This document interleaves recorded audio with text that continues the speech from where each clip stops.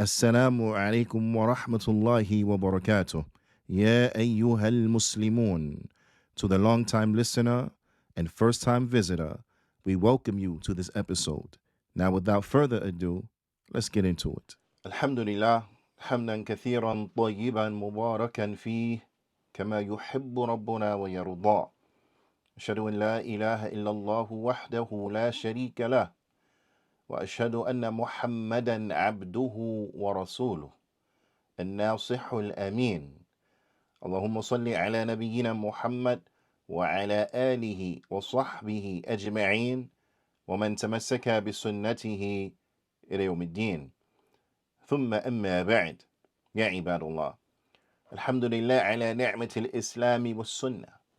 All praise and thanks belong to Allah for guiding us to Islam and for guiding us to the Sunnah. Ya ibadullah. This is a ni'mah that is azima. This is a bounty, a gift that is very tremendous.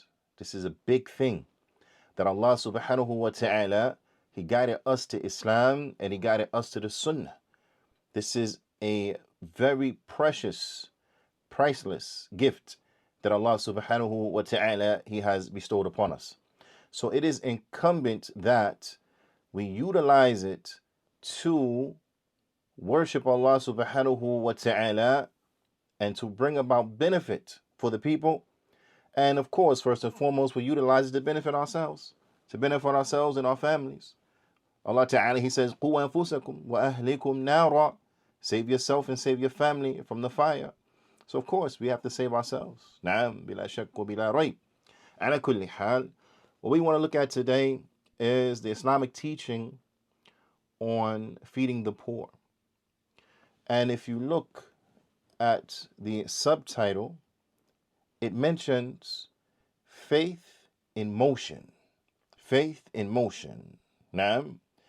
And I just want you to keep that in the back of your mind, inshallah ta'ala, because it is a major concept that we want to look at today and to have on our minds today, inshallah ta'ala.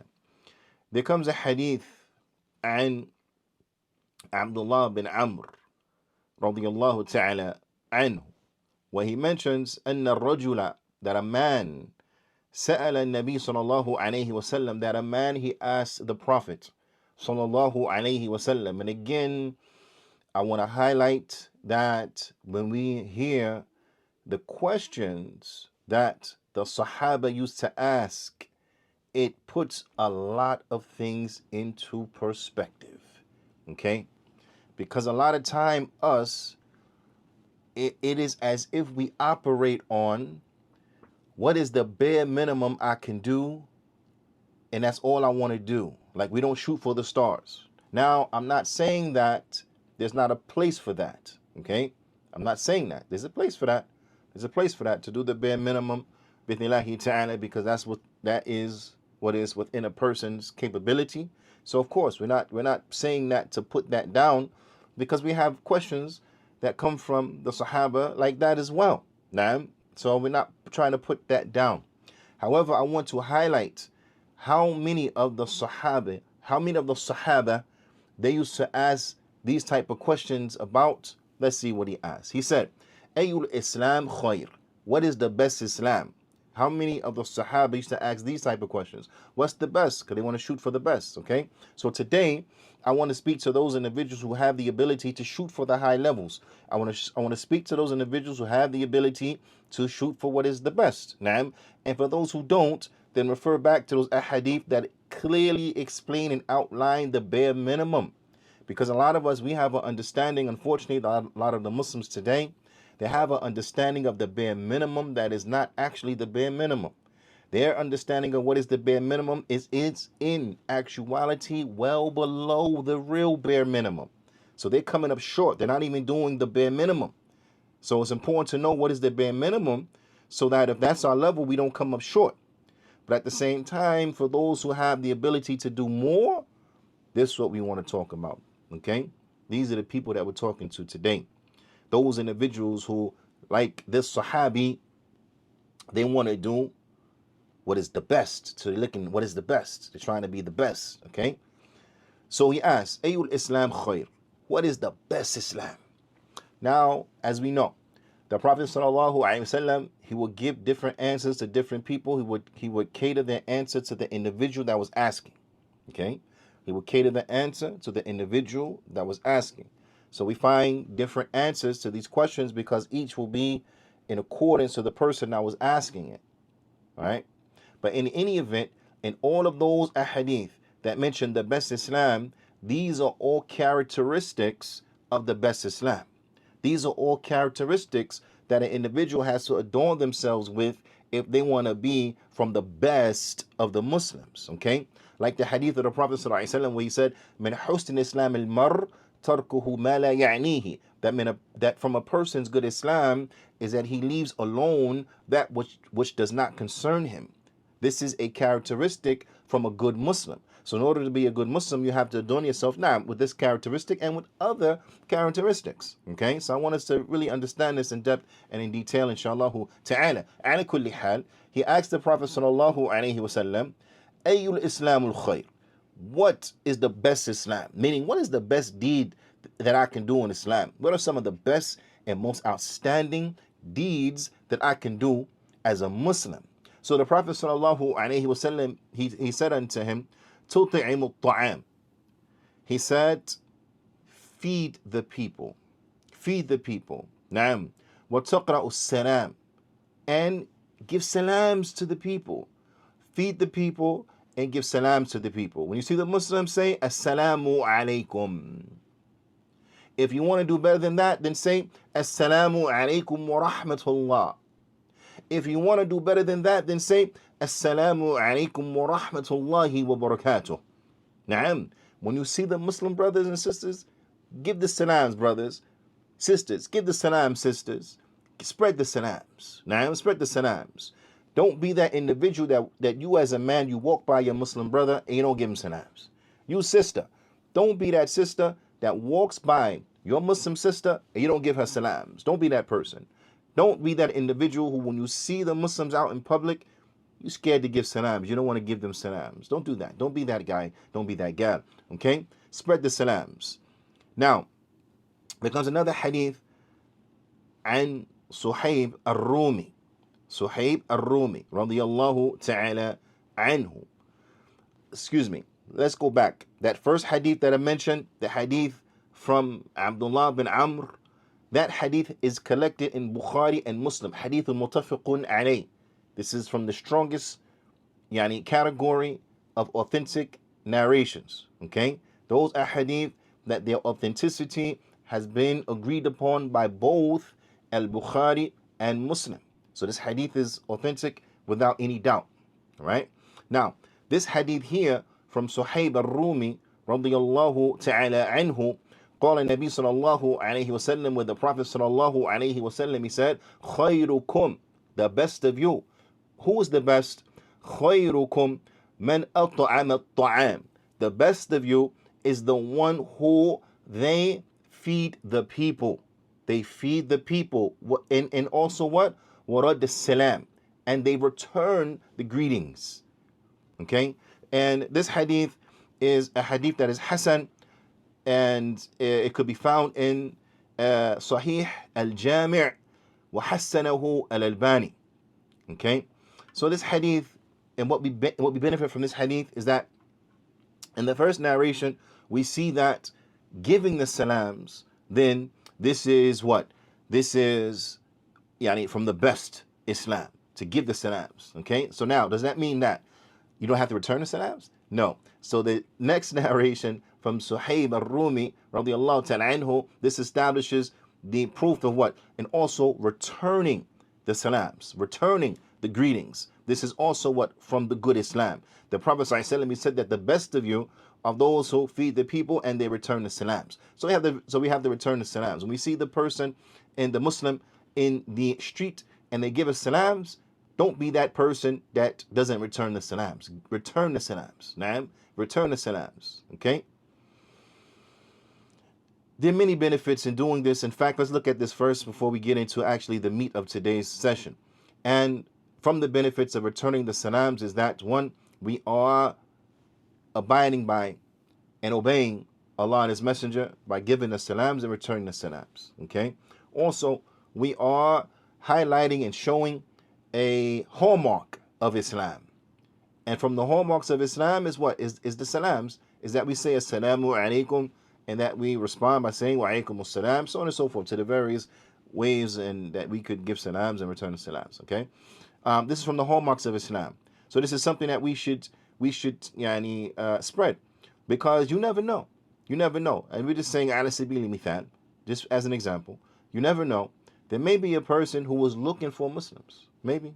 There may be a person who was reading about Islam online, right? They were looking into where their local masajid are. They were looking for the Muslims. They were looking for the Muslims. And perhaps you're in the store one day. You're in the grocery store or what have you. And you see a Muslim. The Muslim sees you. And the both of you will engage in this hallmark of Islam by saying, Assalamu alaikum, wa alaikum assalam wa rahmatullah. Now, and then that person hears that. Maybe the next hour, whatever the case is, they hear that, maybe looking at a commodity, looking at some cookies, I don't know. And they hear the person give salam in the aisle, and they look up and they say, oh, excuse me, sir, excuse me, Muslim. I've been looking for Muslims because I want to learn more about Islam. We don't know. Allahu a'lam. Ala kulli hal, by spreading the salams and by extending the salams to each other, then we are establishing a hallmark of Islam. Also, in spreading the salams, it brings love. It is a miftah. It is a miftah for mawadda. It brings the love between the people. A person give you salams, you return the salams, you're going to love that person. As opposed to, you see a Muslim, they don't give you salams. This is not going to garnish any type of love, right? You give the salams to an individual, they don't return the salams. That's not going to make you love them. In fact, it's going to make you suspicious, like, yo, what's up with this person? I gave him salams, they didn't return my salams. Well, they don't like me.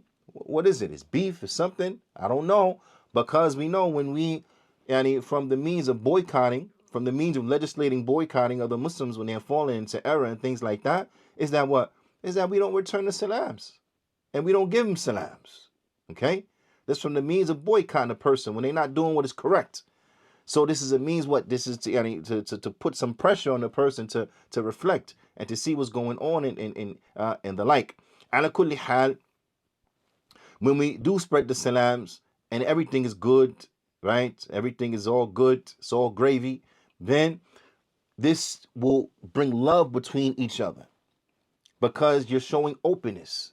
There's no issues. It's open. Person gave me salams. I responded back to salams. I don't know this brother, but right. Then they have the smile, practicing the Sunnah, giving a smile, giving sadaqah, right. Then now this is an opportunity now. Get to know individual. MashaAllah, brother. Where you from? What's your name? To the end of it. Exchange contact information to the end of it. This opens the door for what? For a beautiful relationship. Whereas not spreading the salams, that door is shut. Wa'iyadhu billah. Ala kulli hal, many more benefits of spreading the salams, but that's not what I want to focus in on today. Bithnillahi ta'ala. I want to focus in on what? Feeding the people. Feeding what? The people. This is important, and this is something that we do. So the ulama, they mentioned, في هذا الحديث, in this hadith, يبين النبي صلى الله عليه وسلم, the Prophet صلى الله عليه وسلم, he makes it clear to the people. Now, he makes it clear to the people. أي أعمال, which of the actions, خير, which of the actions are best? Which of the actions are best? What afdal? And which of the actions are what? Better than what? Than other of the actions. Because we know there's some actions that are better than other actions. Now, and what is meant here by feeding the people, this means feeding the people above what is the obligation, beyond the obligation. Okay, so alhamdulillah. So for example, zakatul fitr, in that we feed the people. This is something that is beautiful. However, we're talking, and this is enter into this as well, but the point is, what is really meant is that which is beyond this. A person can't say, well, I fed the people at the after Ramadan, so I'm good. I ain't gotta feed the people for the rest of the year. No, if you want to go above and beyond, you want to be from the best of the Muslims, then you want to feed the people all throughout the year. Bithnillahi ta'ala. So the ulama, they mentioned that this is what is meant by that. Yani iktharu min it'am al-nas at-ta'am, that we increase and we increase in feeding the people. We increase in feeding the people. Naam. طيب. And as aforementioned, يعني بقدر زائدا على الواجب. And we're talking about in an extent and to a degree that is beyond the obligation. Okay? على كل حال. In any event, we have to be of individuals who strive to feed the people. Because these two characteristics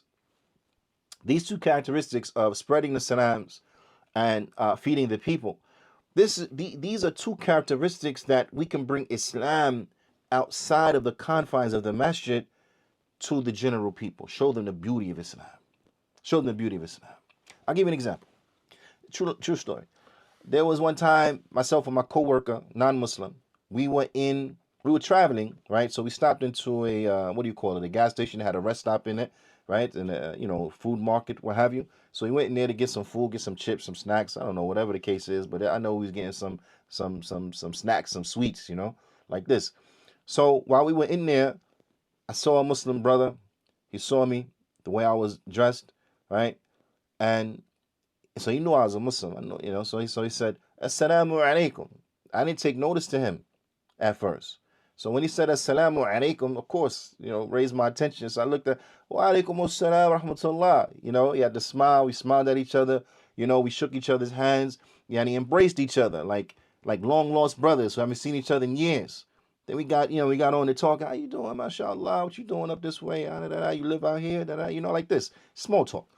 Anyway, it was such a pleasant and beautiful thing. It really brought joy to me, right? One of the highlights of that particular day for me, meeting this brother. After I met him, he went his way and things like that. I went my way. My co-worker, he witnessed the whole exchange. So he said, "Wow, man, I didn't know you know somebody out here." Because we were pretty far from, our towns. We were pretty far. So he said, "Wow, I didn't know you knew people out here." I said, "What are you talking about?" He said, that guy you just met. I didn't know you have friends out here." I said, "Oh, I don't know him. I just met him right now."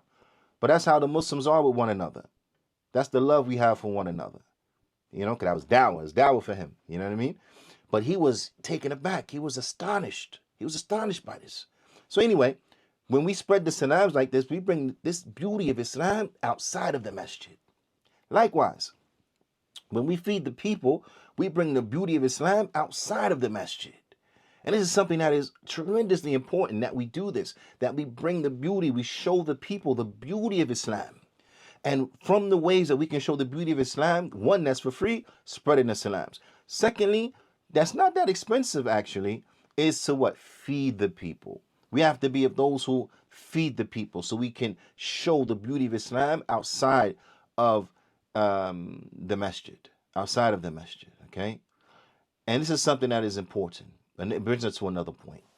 And that is that point, old heads, old school from the Northeast, you familiar with this. We always used to have this mentality of, man, don't talk about it, be about it. That was the mentality of the old heads. The young generation, I don't know. But this was the mentality of the people from my generation. Don't talk about it, be about it. You have to be about it, okay? One of the ways of being about it is that we do things like this, is that we have programs inside of our masajid to feed the people. This is important. Because if not, then what? We just in the masjid sharing the likes of these hadith, going over the like of these classes, and then we're not moving on it. We're not acting in accordance to it. We all talk. Is that it? We just all talk? Come on. That doesn't make any sense. We can't be people that's just all talk. That's not, we don't do it like that. Now, for the naysayers, because I know we got some naysayers out there, some people that are always, negative, always negative. Anything you say, they bring you a million reasons why you can't do it. Everything you mention, they want to find the reasons it can't be done. Now, listen, there's not a single thing except that it has, from the efforts and things we try to do, except that it has its pros and its cons.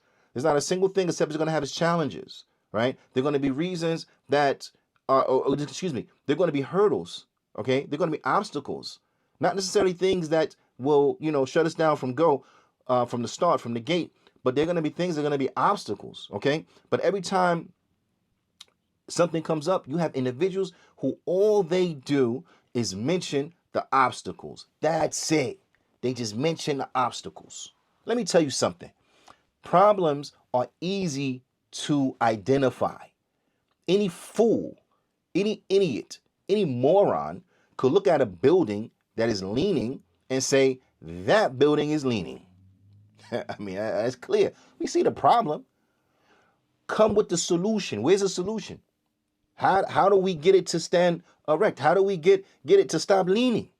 Bring me the solution. I can see the problem. I'm not stupid. Anybody can see the problem, but give me a solution how it could be done. So to the naysayers, yo, just go somewhere. Really, go somewhere. Everybody already understands the obstacles. We talk about feeding the people. We know it costs money. We know we have to store the food somewhere. We know we know to the end of it. So get lost, man, with pointing out the obvious. We don't need your we don't need your 2 cents. Go somewhere with that. We know the obvious. Bring solutions. Bring solutions. We're looking for people who's going to bring solutions, okay? So for the naysayers out there, because I know the naysayers are going to be, oh, well, we can't establish no food bank and we can't establish mass feeding of the people and things like that. It doesn't always have to be to that level. What about feeding the members of your community? What about feeding the members of your community? What about taking a list of the people in your community that are in need and feeding them? You mean to tell me you don't already have extra food in your pantry that you already bought? So money, the cost is not an issue because you already bought it. You already bought it. You got noodles in your pantry that's been sitting there for a year, been sitting there since last Ramadan. You mean to tell me, these are noodles, right? You mean to tell me you can't take those noodles and give them to a family in need? You mean to tell me that? Huh? You're that pitiful? You're that pathetic? You can't do that? And I'm saying this like this because I'm talking to the naysayers. Naysayers, go somewhere. Naysayers, go somewhere, please. Because you're not helping anything. You yourself have become another obstacle. So get out the way. Either help or get out the way. I can't be no clearer than that. Anyway, it's easy things. When we go shopping, it's a sale, right? Buy one, get one free. Okay, buy one, get one to give away. You got it free anyway. You didn't need it. You only needed one. But it was a BOGO. Buy one, get one. So you got it. Give the second one away. Or have the second one, give the second one to the master. Say, hey, look, add that to the pantry of what we give away for to the people who need it. Canned goods. They're not expensive. You can't buy extra canned goods when you go shopping. How many times you go shopping and they tell you that it's a sale, you get 10 cans of soup for whatever price? You can't get 10 cans of soup. You ain't going to eat all that soup. You can't get 10 cans of soup and at least give half of it away. Get 5 cans away. Add that to the pantry. So if somebody come and eat some food, at least they get some soup. So get some soup and noodles. I mean, it's not rocket science. So I'm not talking about going out there and feeding the whole community, feeding the people, have people lined up, you know what I mean, in line to get food from your masjid. Those masajid that can do that, do that.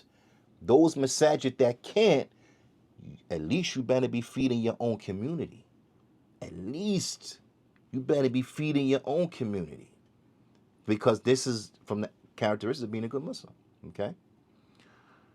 So we have to strive to feed the people so that the people have something to eat. We can't leave the needy off to themselves and now they got to start eating people's pets. I'm saying that, yeah, really, it's absurd. It's absurd.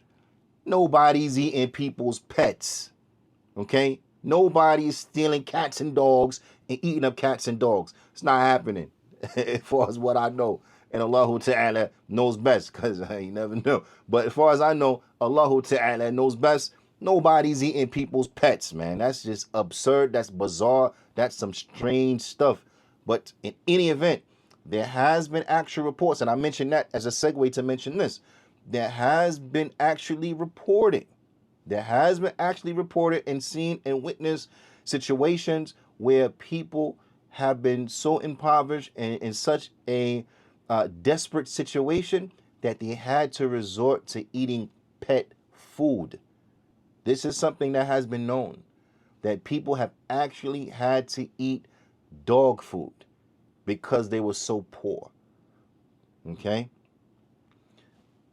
As a community, now I'm not saying Muslims were doing this. I'm not saying that, because I don't think any Muslim will eat no dog food.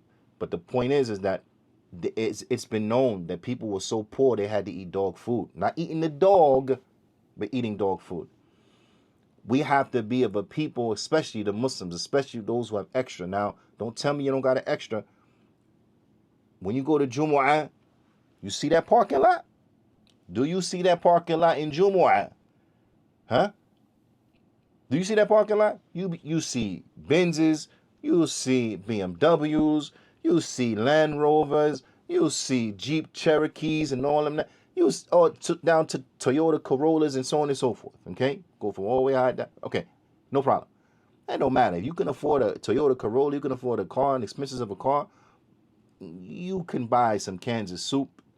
You can buy some bag of beans. You can buy an extra bag of rice and give it away to somebody, so these people don't have to eat dog food. They don't got to eat cat food. I don't know if he's eating cat food, but whatever, maybe. You can do that.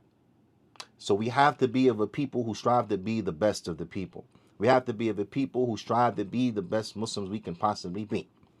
خياركم من أطعم الطعام ورد السلام. The best of you are those who feed the people, and those who return the salams and give the salams. And with that, I bid you a farewell. استودعكم الله إلا اللقاء. Till the next time we meet. استودعكم الله والسلام عليكم ورحمة الله وبركاته.